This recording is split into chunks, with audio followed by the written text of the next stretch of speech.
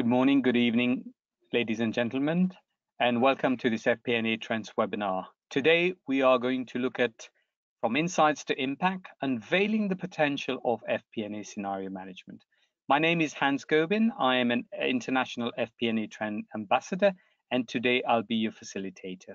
It's a pleasure for me to announce that today we've got nearly 400 people joining us from 56 countries. So we've got some fantastic insights coming shortly for you.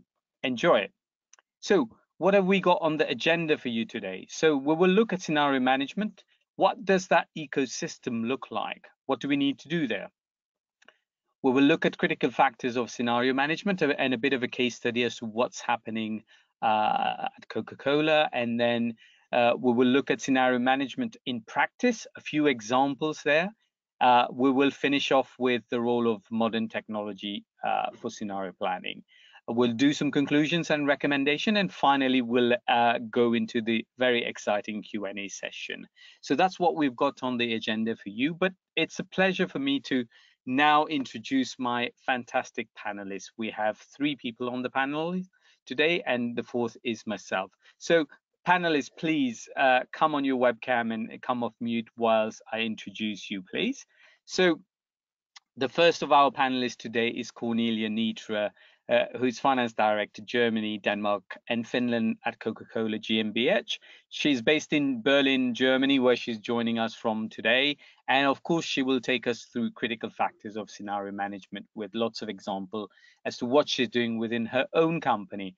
Cornelia, it's fantastic to have you on the platform today. Yeah, thank you. Thank you for inviting me. Happy to be here, and good morning and good afternoon, everyone. Thank you very much, Cornelia. Let's go to our second panelist today. So the second panelist is Massimo Garau, CFO at the Veganz Group AG, also based in Berlin, Germany.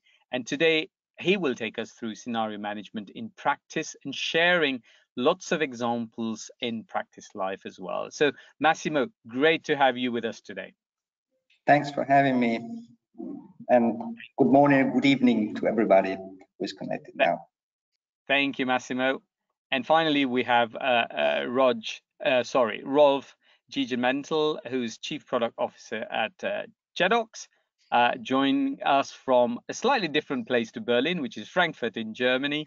And today, of course, Rolf will take us through what can technology do for us for scenario planning and scenario management. So Rolf, fantastic to have you with us today.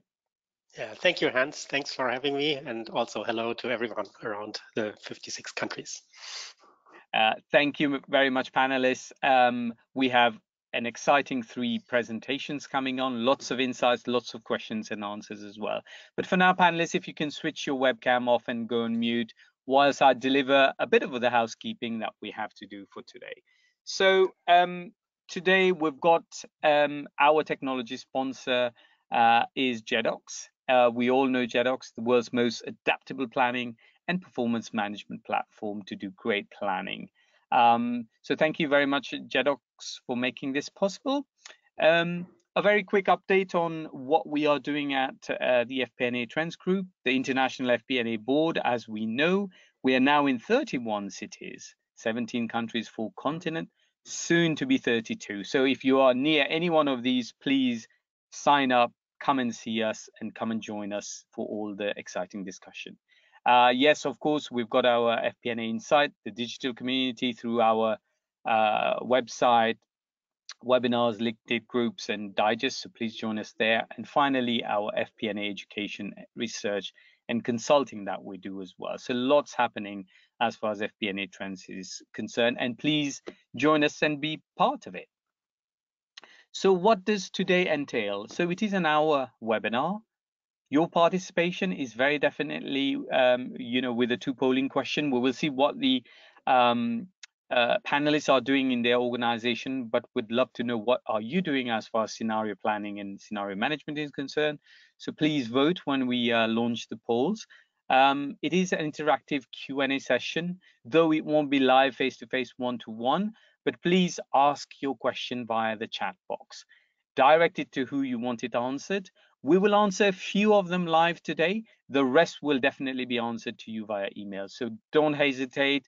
Any questions you have, put it in the chat box and we will go through them. If not today, very definitely via email to yourself. You can download the presentation, which is in the handout section. If you don't, you will still get a link or an email with the presentation and a copy of the recording as well, so you can consume it later on again. When I close the session, there's a bit of a feedback survey that goes on. So 30 seconds to a minute, all it takes. So please stay and tell us how we did. And also tell us what you would like to hear from us in the future session. Let me just slightly introduce the session so that the panelists can elaborate on it. But let me introduce to you, if you haven't already seen it, earlier this year we did the FP&A Trends research paper on the exact same topic. The link is there. If you click on it, it will take you to the research paper. Fantastic material. It tells you all about what you need to know about scenario management, what it is, how do you do it, and there's insight from a lot of companies as well. I will be sharing a few things, but the panelists would be sharing a lot more on this session. Again, what comes out of this beautiful paper is how do you set up that scenario management ecosystem? What are the key elements, the 6 key elements that are very, very important? Of course, we've got our plan going down, which is the strategic, financial, and operational plan. They've got to be integrated, you know, horizontally and vertically. But what is important within those, of course, data, very important. Easy access to data, timely, complete, internal and external or operational data. Models, the model should be driver-based that reflects product service life cycle, not really bound by just, you know, the financial year end or the calendar year end. Analytics, constantly revealing changing drivers of performance. That's very, very important. Your processes should be harmonized strategically, financially, and operationally. You know, all 3 plans should be harmonized. People is a big thing. We have to focus on collaborative approach and a focus on driving performance. And finally, technology, connecting data, models, analytic processes, people. It connects absolutely everything. And Rolf is going to take us through the technology side of things. Just before I go, we looked at the 6th element of the ecosystem. Here is the scenario management maturity model, which is in the paper again.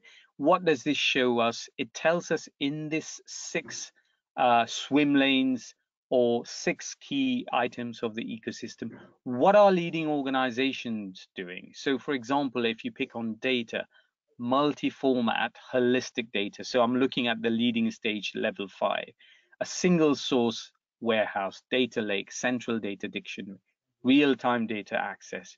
So please, I would urge you to take time, review the paper, look at the maturity model, look at where you are and decide how to move along in that plan. I will leave it here for now, for today. And I would like to now introduce my first panelist, which is Cornelia Nitra, Finance Director, Germany, Denmark, Finland at Coca-Cola GmbH. And today she'll talk to us about critical factors of scenario management. Over to you, Cornelia.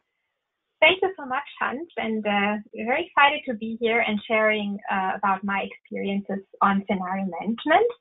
If you could go on to the next chart. Basically, before going more into what we've done at Coca-Cola, I would like to reflect a bit on why we are here. And I think we've all been in this moment where we've been taken by surprise. I mean, many changes happening in personal and professional lives. I think driven by macro or geopolitical changes impacting our lives. And I think a key point in my experience was the experience when COVID-19 hit us, and overnight we basically had to change our plans. And we did not really anticipate, or in my case, I did not really anticipate this type of scenario. So this was certainly a starting point to step change and looking at scenario management with a different mindset. And actually today I would like to share a few things that we've done at Coca-Cola, and I would like to share here really from my experience. So I'm in a market-facing role looking at, Germany, Denmark, and Finland. So I will more focus at that, and then also more the short and midterm. There's of course also work happening at Coca-Cola from a more long-range plan perspective, but I would focus more on the local context. So let's go into it. So Hans, if you could move to the next chart, please. I would actually like to talk a bit about the key steps we've taken. So the first step was actually by defining and carving out the key variables that are impacting our business plan. So what kind of factor or variable might create the biggest variability on our financials?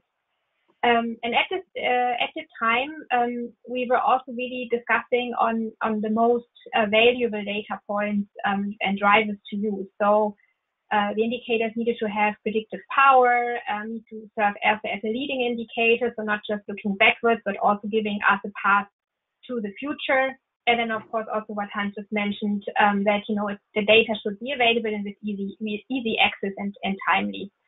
So I would like to be a bit more specific around that. And what do I mean by that? So I can share with you that what we have in that point in time chosen was to look at macroeconomic indicators as a starting point, such as personal consumption expenses, consumer price index, or consumer confidence, obviously key points for a company in the FMCG industry.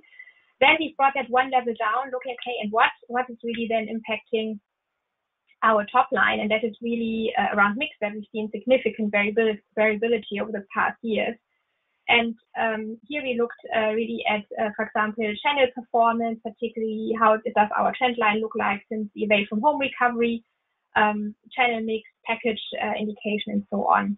So one key also thing to note here is that given the inflationary environment, affordability is a key subject for us. So we also needed to really focus on that. And with that in mind, we then deep dive further on our discounted channel that identified potential ranges of performance variables. So that means would we include what kind of promotional intensity would we consider, or what is the dedicated SKU performance. So in this first step, really being clear on what are key variables that have material impact is a key first step. Moving on from there, we then really looked at analyzing those variables by long-term and short-term trend to look at what is the range of variability and how can that potentially play out in the future, and also as of which point we would be at risk of falling out of our business plan objectives and also financial objectives. So basically, we define those thresholds that we refer to as trigger points. And as of those trigger points, we then go into really releasing action plans. So I would also add here that here it's not just important to look at scenarios, but also to look at action plans. So what would you do in case you're meeting those points? And that is work that is also happening in parallel, including also the resource identification and allocation. So how would we, for example, fund a particular plan? So in the case of our example, going back to that, we have then reviewed the performance trend of the discounter challenge relative to our initial assumption, the performance of key SKUs, as well as overall performance trends of the indicator. So we looked at, for example, we've seen during COVID times that the discounter channel lost relevance by -1.5 PPT over a few years. Now we've seen a positive trajectory of 0.5 PPT. So we looked, okay, if we go beyond further, how could we also capture potential opportunity there? Because scenario management is not just about risk mitigation, but also about capturing further opportunities in the marketplace. And then the key third step is really how to bring the dynamic planning and scenario management into the strategic, finance, and operational ways of working and processes. So in our case, we've created a very simple dashboard with a cross-light system that is now included in our key routines, and we really discussed that. And we have also changed our terminology that we, for example, mentioned trigger points, and then we are really clear also as a team when we want to or need to actually release our action plan. And then from there on, we go into a continued tracking. So we also, of course, then need to track performance against our action plan against our plans to really take that on board as well. So with that, if we can move on to the next chart, I would then step back a bit and reflect about the factors that also Hans mentioned earlier about critical factors in the scenario management ecosystem. And there are, of course, multiple elements, but for me, the top three, particularly when getting started on that journey, first one is around data. So really clarity and consistency approach, and also having an alignment. So I think also it's very fruitful to align in the team which indicators and variables are the most important one to focus on. And of course, the data should be available. It doesn't help if you pick a factor, a variable which might be perfect but is not available. So also a sense of pragmatism was important here. And then an element which is more, looking into tools and models is that we're also on a journey on integrating machine-based learning for the top line forecasting into our ways of working. So there we are in earlier stages, but certainly something that we will continue to build in and improve our whole scenario management. The next one, I also mentioned that business and finance processes really needs to be working all closely connected. This is nothing that finance is doing in the corner, but this is really around being in the core and center, and also proving and continuing our journey as fully rounded business partners. So really embedding the scenario management in all aspects of the performance management is really critical. And then for me, the key one, which I also really enjoy in terms of working on this important work, is the business partnering in the network, because it enables us to challenge each other on a cross-functional level, but also on a regional or enterprise or global perspective or regional perspective on different assumptions. There is obviously not no right, no wrong here. This is around potential ranges of scenarios, and I think that fruitful conversation, challenging each other, help us to align on the most likely scenario, and from there, and then also work together to identify the best course of action plan. And here also one last point to call out is that it's a constant communication flow. So it's not around one point in time and then, but it's basically happening constantly, which really makes the whole scenario management approach richer. So with that, thank you very much, and I would like to hand back to Hans. Cornelia, thank you very much. Great presentation. Lots and lots of tips and tricks. But of course, the real story here is how you put it into practice and how you're using it.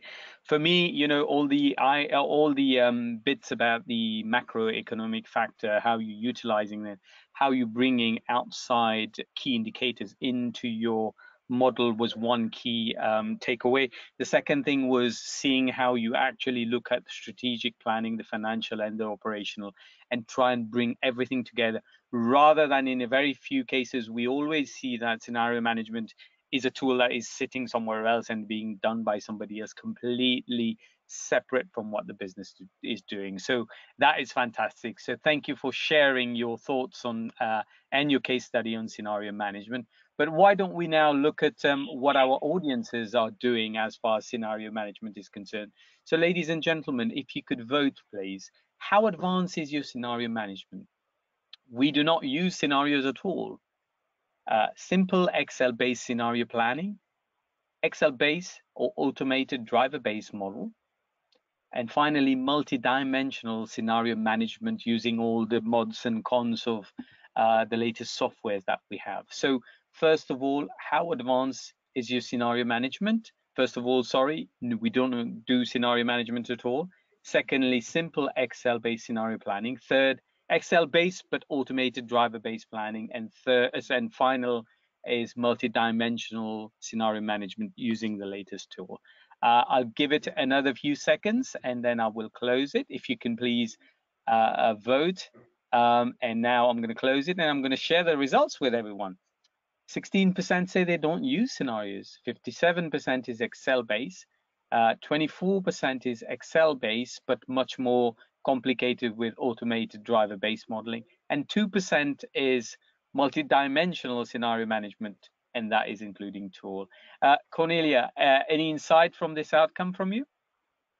Well, I think, Hans, that this is I think, a distribution that I would have somehow expected. And I think that particularly when you want to move from the simple Excel-based to the automated driver-based model approach, this is a key juncture, and we are also in the middle of this journey. And I think there the key question is how to stay simple, but on the other hand, adding to the process so that it's enriched in terms of the quality of the outcome. Yeah, no, absolutely spot on. But I think there's a 16% there that really need to think about using scenario management, because we've seen COVID, we've seen the war situation. How did you manage during those sort of period? A lot of businesses have gone out of business because they haven't been able to manage. And of course, look at that maturity model and go to the next step and see how you can pan out and move to that next step. So thank you very much, ladies and gentlemen, for voting. Let me remind you, please, now you've heard from Cornelia about how she's doing scenario management in Coca-Cola. Questions, please, so put them in the chat box. Let me now ask my other panelists to join us. We've got a really good discussion topic here, which is, what are the key distinctions between scenario planning and scenario management? So Massimo, if you can, there we go. So what are the key distinctions between scenario planning and scenario management? Massimo, if I can come to you, what is your thought on this? The way I would look at it is, one is looking at things from the top into the distant future. The other one is maybe coming down into to the battlefield, so to speak, and face the real scenarios as they come through. I think what is important is the connection between the two, though, because I think the quality of the former strongly influences the quality of the latter as well. So the two should go together, and this will be the secret for being prepared when the scenario materializes. Absolutely, preparation and being able to resource whatever you are you've just done is absolutely, so the link is massive there. So thank you very much for that, Massimo. Can I come to you now, Rolf? What is your thought on this? Yeah, I see it very similar, a little bit more from the technical side. I think the planning is really about the actual checking of the different options or scenarios that you have to be prepared for, which is about drivers, what if, the versions, to compare the versions.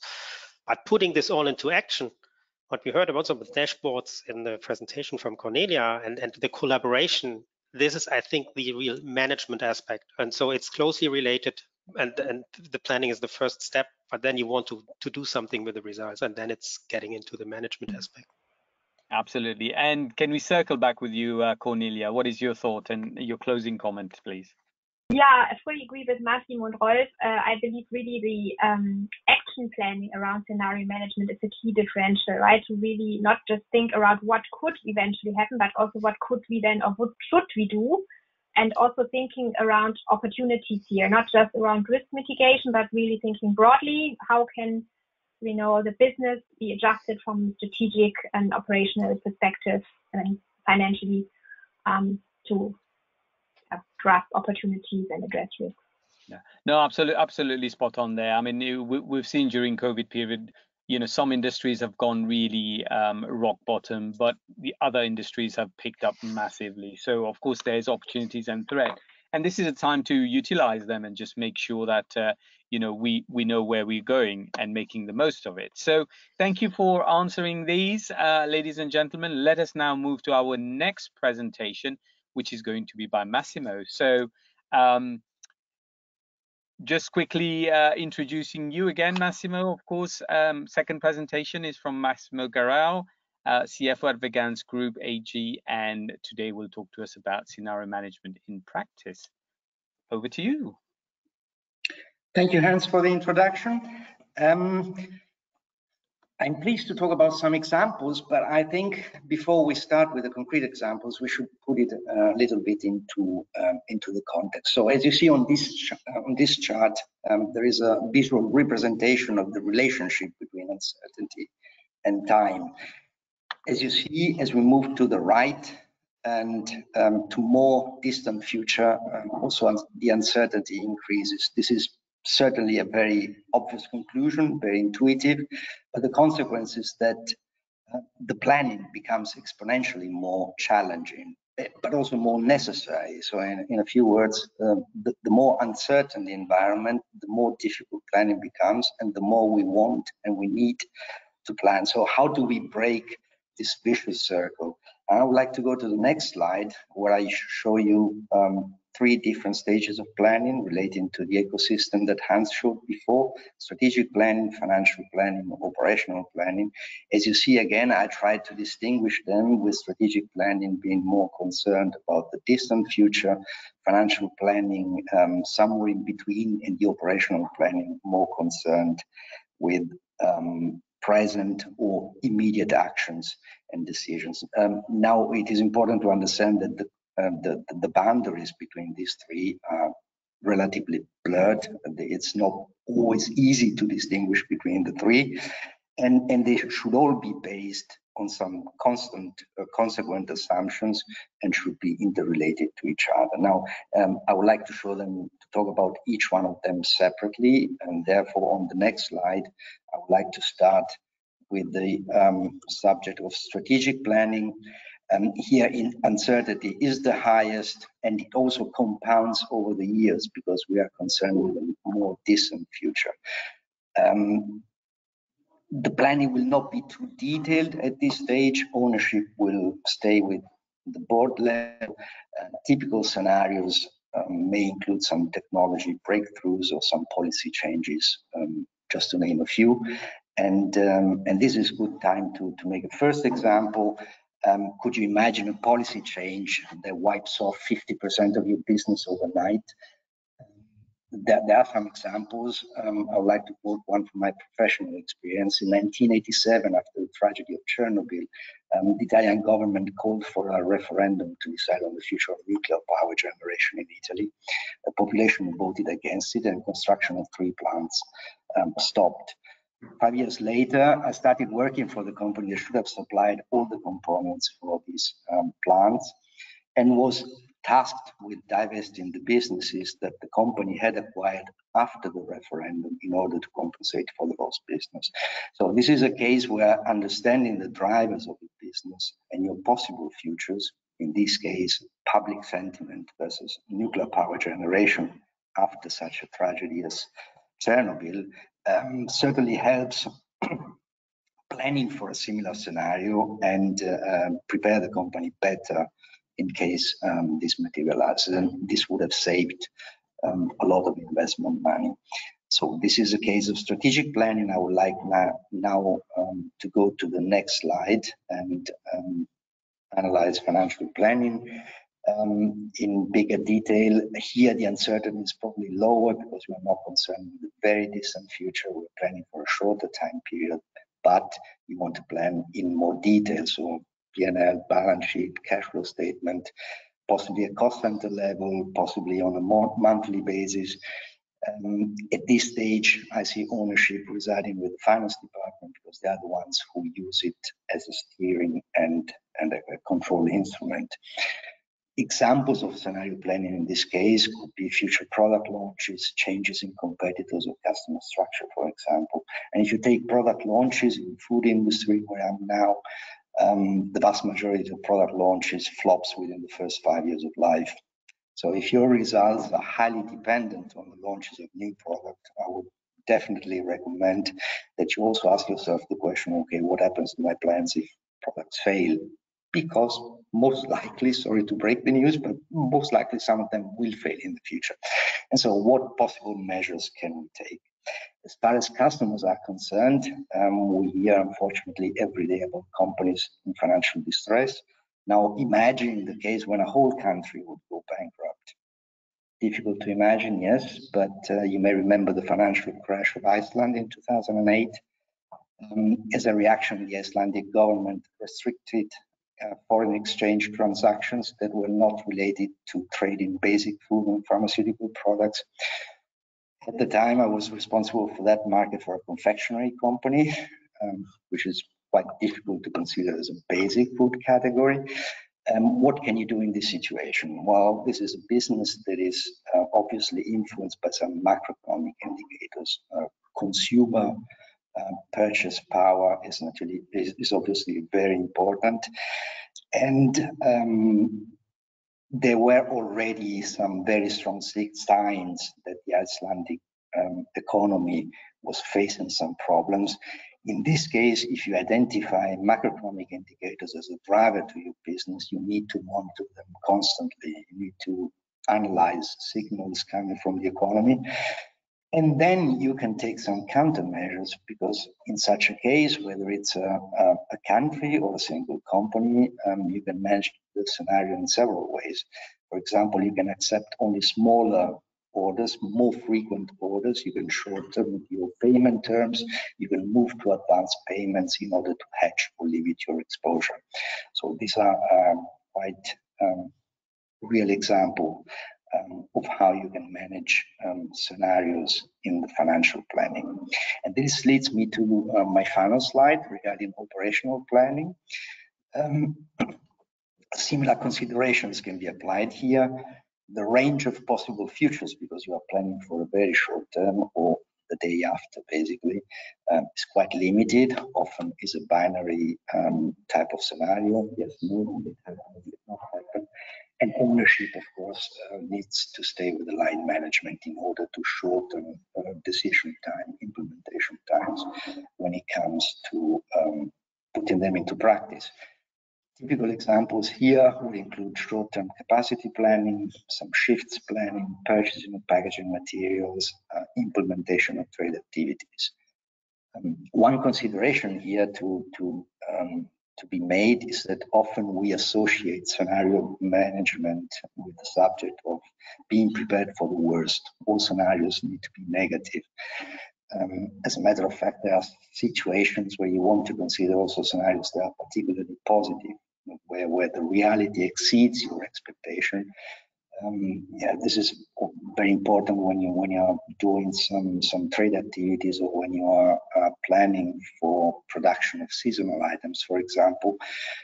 Nothing is more embarrassing than investing in a product, fighting to establish it on the market, spend money to promote it, and then you realize you don't have enough capacity, you don't have enough personnel on the production floor, or you don't have enough packaging material. This is also a case where scenario management can help you achieving defining the right level of production that you need. Because, for example, you can evaluate certain options, saying, okay, I need to buy more material than I would really need, but I can have through the bigger volume, bigger scale, I can have better prices if you are able to achieve to employ the material maybe next year or for another activity. So also in this case, you can utilize some scenario management techniques in order to be prepared for whatever could happen along the way. And with this, I would like to hand over back to Hans. Massimo, thank you very much. Fantastic presentation. And I love the way you've tried to link, scenario management in all three instances and how they are linked to each other. It's funny because we've already have a question before you started this on this exact topic. So we've heard from you. Let us hear what our audiences are doing as far as their platform is concerned, and how they're doing, and how long is it taking them to do scenario. So how long does your scenario process take? Scenarios are run in real time. So of course you've got a fantastic model there. You touch of a button, it does everything for you.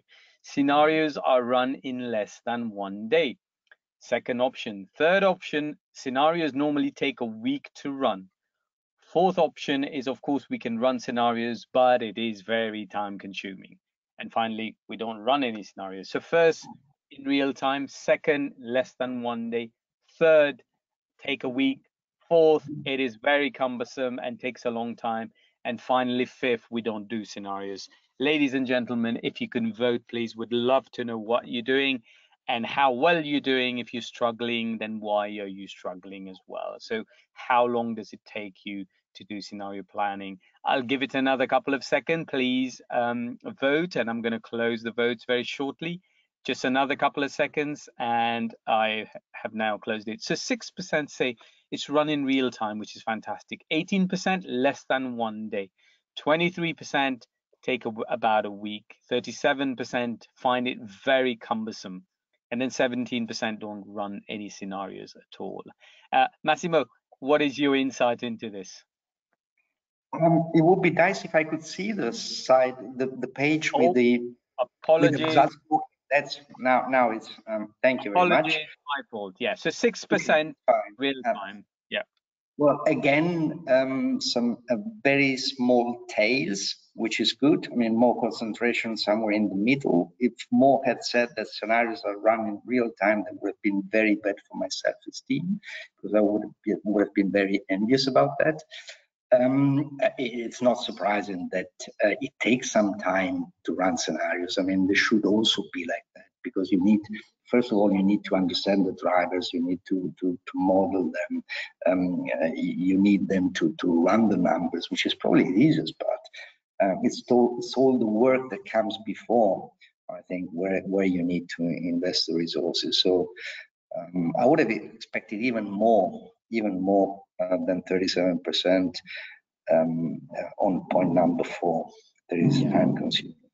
I think fantastic insight there. I think this is where technology plays a very important thing, as to once you got the number, you can make the changes. But then, you know, as we saw, the process is what is important after that, and how you take it to the next step. So, ladies and gentlemen, thank you very much for voting. Let us now move to our discussion topic here, where I'm going to ask the other panelists to come and join us. So our discussion topic is, how complicated should scenario planning be? Cornelia, let's come to you. How complicated should it be?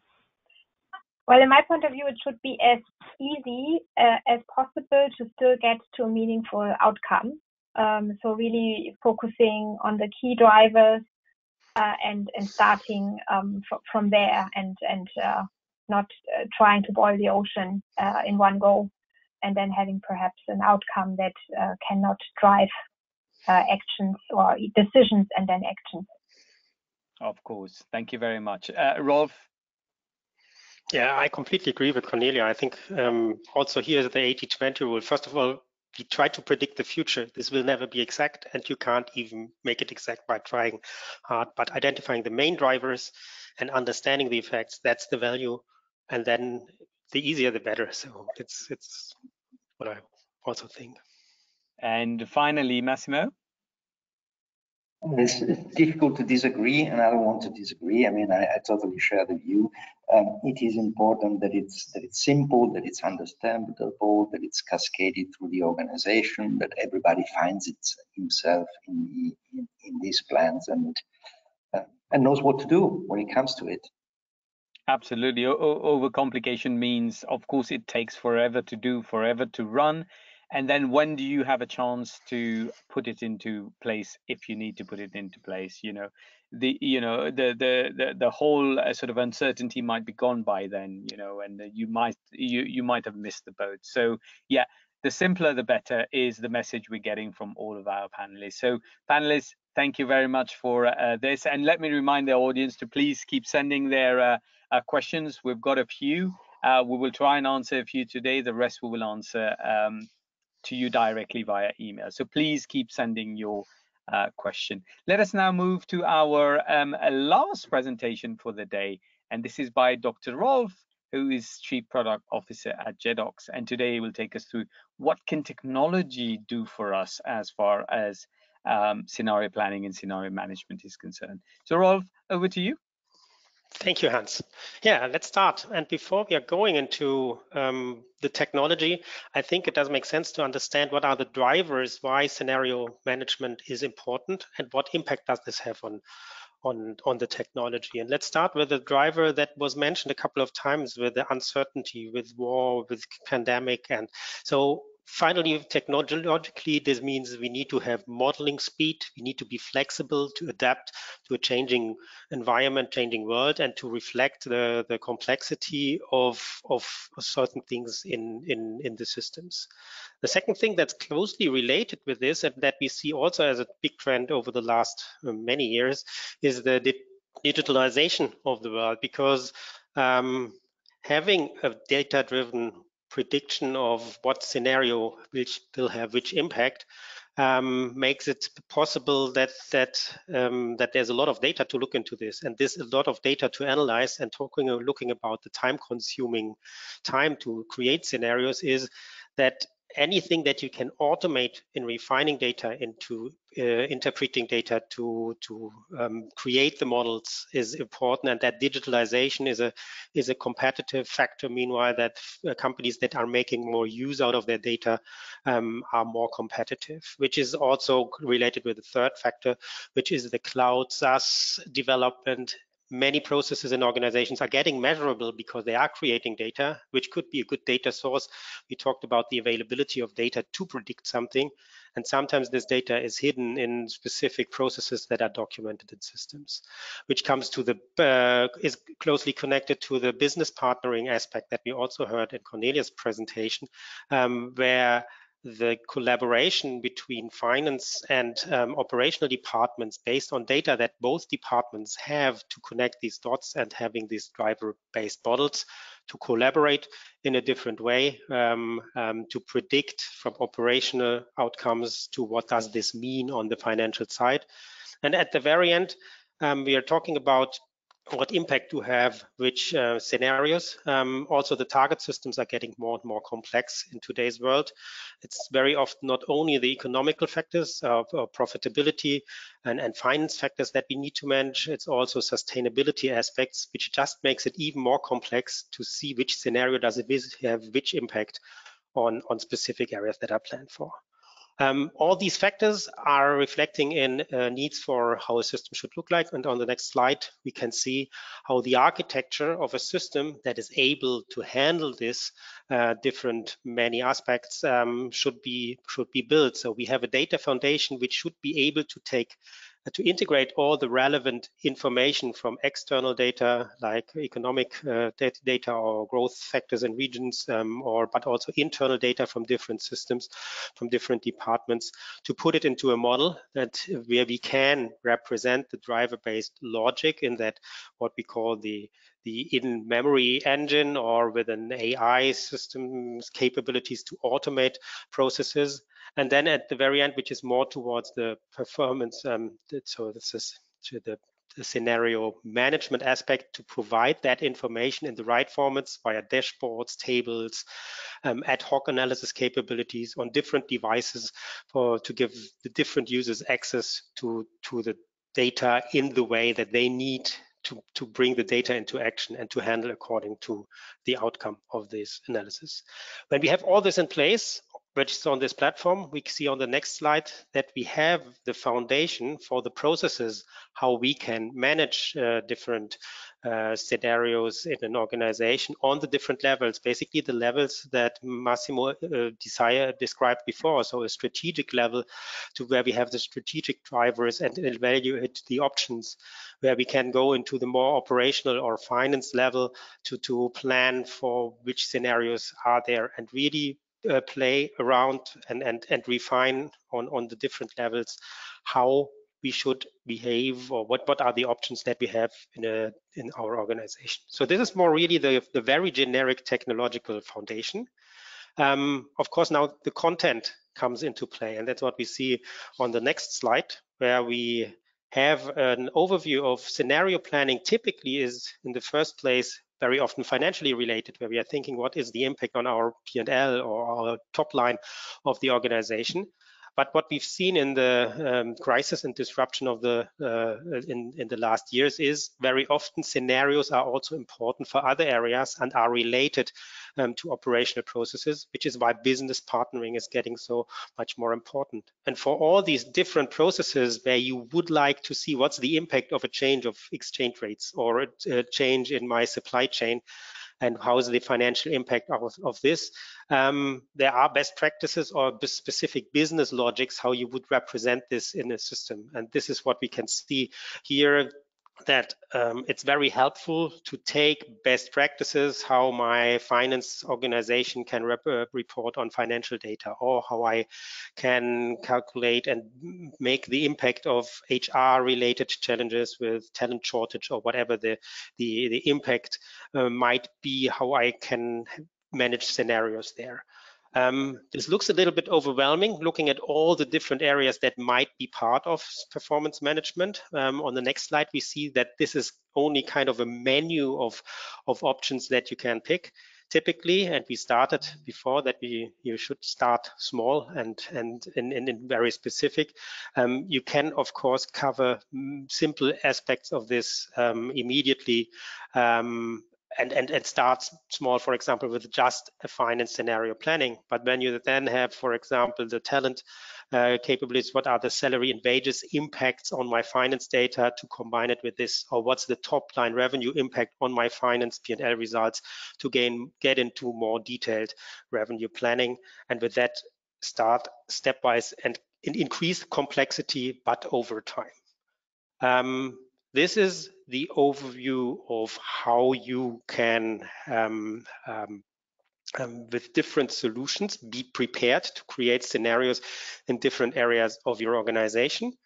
And on the next slide, we can see how this can look in real life with software. So you can put this in user front end for business users working with a system where they can combine different impacts on scenarios of different of these drivers with the checkboxes you see below. As an example, you can say, what is the impact when scenario A or B is happening, or a specific activity is done or not executed, and in the part of the screen above, you see the visual implication. How does this change my financial outcome within the organization? So really to have a easy to understand and user oriented user interface to work with.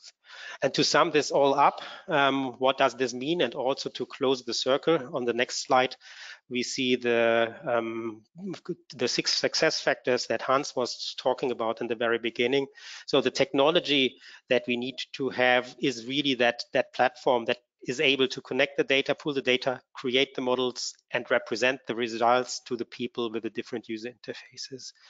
That also gives us the capabilities on the data aspect of the 6 success factors to really pull the data timely, complete, from internal and external data sources in an automated fashion without having much manual data refinement and cleansing models, and the flexibility to model based out of the data your business model so that you can have the driver-based logic to create different scenarios to compare with. And that's the foundation, combined then with the business model reflected in the different aspects, whether that's the finance aspects or HR or revenue planning aspects that you put in there, that gives the decision makers in the organization the analytics to analyze the data, that people can collaborate and are supported in that collaborative processes to work together to execute the results of the scenario planning in their business. With that, I hope that gave a good overview what technology can do, and I hand over to Hans again. Rolf, fantastic presentation. Thank you very much. You showed us what it involves. How do you do it? Till kind of the kind of ABCD of how technology can help, which is fantastic. Lots and lots to digest in there, but absolutely the ABCD was just fantastic. So let me ask the other panelists to join us now, and let's do our final discussion topic. Ladies and gentlemen, I'll keep requesting you to keep sending your questions. We've got quite a few. We will attempt to answer some of them. The rest we will answer via email anyway. So please keep sending them. So our last discussion topic are, what are the enablers of implementing such a model? Cornelia, what are to you the enablers? Yeah, I think it's a bit of a tricky question because we talked about an ecosystem with many different elements. However, I would call out the mindset that is needed to get on this journey, right? Because you need to be willing to leave perhaps the more traditional ways of working. It's a different step to work cross-functionally, sharing really information across the organization, challenging each other. So I think if a cross-functional leadership team is able to demonstrate that and role model, then the other areas and enablers that are needed will naturally follow. Fantastic point you made there, Cornelia. Thank you very much. Massimo. I would like to follow up on that. I mean, again, there are several enablers, but one of the most important one for me is the organization is buying into the process and into the whole topic, because otherwise you create as many plans as you want and put them in the drawer in the cupboard, but it's important that the organization is behind them and that they understand what's in for them, how the whole organization can profit from it. Fantastic, thank you. Finally, Rolf.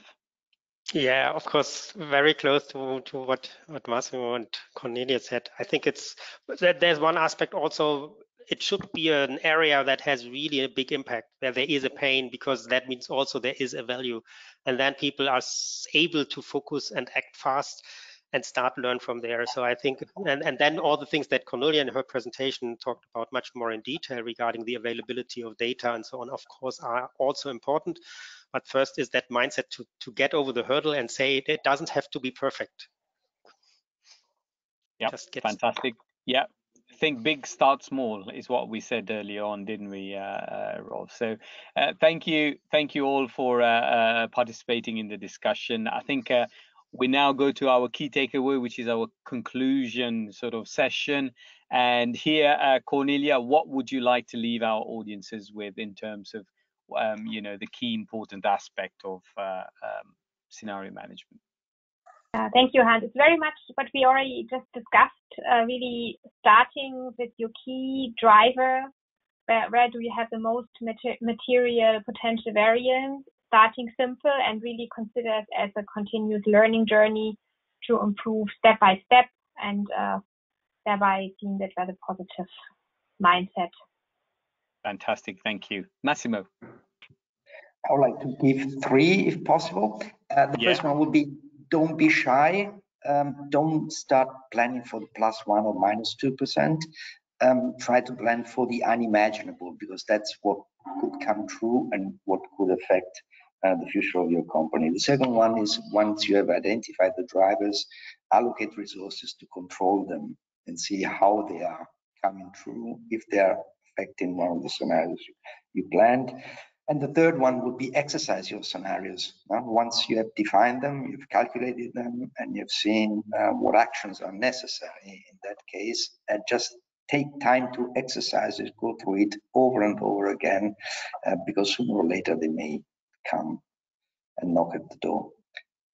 Absolutely spot on. This is a real scenario management we're talking about, not just scenario planning. So spot on there. Thank you. And finally, Rolf.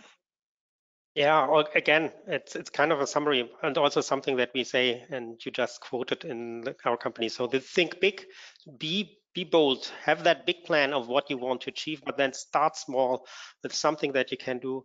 And what I learned also with agile software development, adapt quickly and ongoingly. So really iteratively get better and learn from your failures. And failures are not bad. You can learn from them and do it better. And then you're getting to a really, really strong scenario management organization.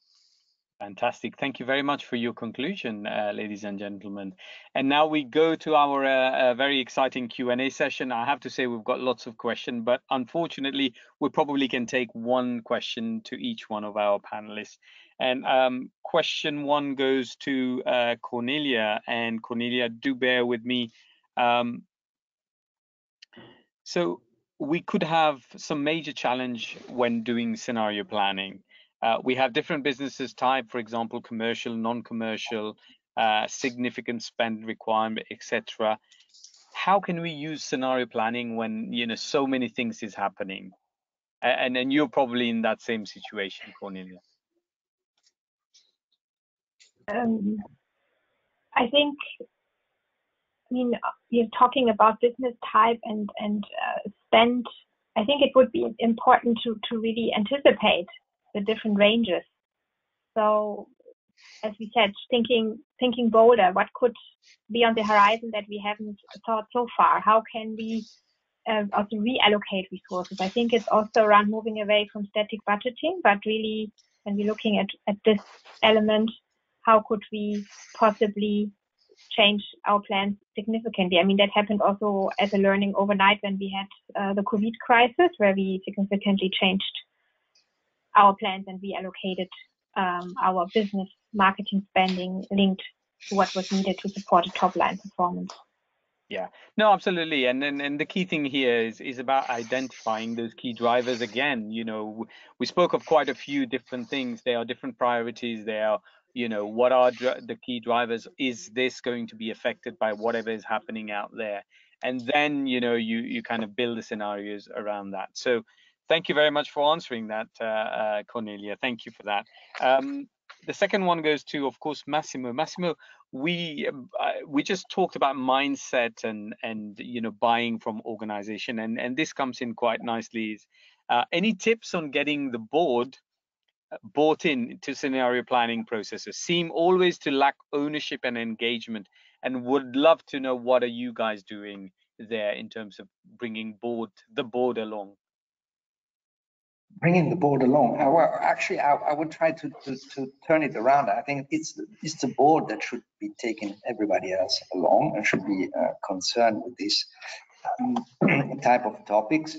I think if this is not the case, then I would see ownership maybe in the finance function, classically, by pointing out where the risks in a plan, in a strategic development of a company are, and what therefore the board should be concerned about, what should be monitored, what should be, where one should ask himself questions like, okay, what if, what if all that I've planned doesn't come out? What if there is a major crisis internationally in the economy or in my supplies, for example? If I think of the war in Ukraine, there's been certainly a very important consideration for the food industry, but also the level of inflation at the moment. A couple of years ago, we were at minus interest rates, and then suddenly within a few months, jumped up to 5, 6, 7% according to the country. These are scenarios that I think every board should be concerned about. Yeah. No, absolutely. There, I think we see an emerging type of new leadership that are, as you mentioned, board driving finance. But you also, you know, if you are in that situation, as you mentioned, where you need to drive the board, it's all about education. And you've gone through so many historical issues and that happened where scenario planning was a must and probably didn't happen. If it was there, you could have seen potentially what are the outcomes. And you know, learnings from those taken to the board is very stark and very important. So thank you very much for that, Massimo. Great answer there. One last final question, and that of course goes to Rolf. Rolf, we've seen the very complicated model that you shared. We are a very sales-driven organization. Where do we start? Because we're currently doing just Excel scenario planning. Yeah, so which is a typical starting point that we have is really start with the top line planning, the revenue planning within the organization to see what is impacting this. Example from our organization, what we did during COVID, we only looked at revenue and combined it with indicators from our CRM system of marketing leads created and sales pipeline available, and looked at this on a weekly basis, basically. And we could run scenarios and define the trigger points and say, what do we have to do when and where can we do and react? And that was the starting point. And then we later on connect this also with cost drivers. But the initial start was really these two KPIs that were basically there to connect them and get a better understanding of the impact and not being blind on that, but have an insight. And that's how we also do projects with customers. And that's what I mean with this start small. There might be a good, easy starting point. Absolutely. And once you've laid the foundation, you know, it's almost real time to just run that scenario. Of course, how you manage that scenario is a longer process, but just knowing what the outcome should look like given, you know, any of these uncertainties is then almost real time, which is the fantastic place that technology plays. So thank you very much for your answers, panelists. Fantastic. Unfortunately, we only have time for this many questions today, but of course we will answer, or our panelists will answer all your questions via email anyway. So please keep sending them. Just a couple of last things for me to finish the webinar. Just a reminder that the FP&A Trends maturity model is on our website. You could map out where your organization is and start to think how you go to the next stage. So use the link to go and have a look at that. And finally, we've got 2 webinars in December, one on the 6th, which is top trends, and then 5 critical roles on December 13th. Please put that in your diary. It is now a great time for me to say a massive thank you to our panelists, Cornelia, Massimo, and Rolf, for taking time to build this fantastic presentation and all the insight that they put through for us today. Thank you very much, panelists. Let me also thank the audience for making time to come and attend today, for voting, and also finally thank you to Jedox for making this possible. So ladies and gentlemen, thank you very much. This is how you can stay in touch with us. And also, just a quick reminder, when I close the meeting, you'll get a pop-up form. Please give us some feedback and tell us also what you would like to hear in the future. With that, I would like to say thank you very much. Good morning, good afternoon, good evening, wherever you are. We will see you in the next webinar. So thank you very much for attending. Have a great day. Thank you. Bye-bye. Thank you. Thank you. Bye-bye. Bye.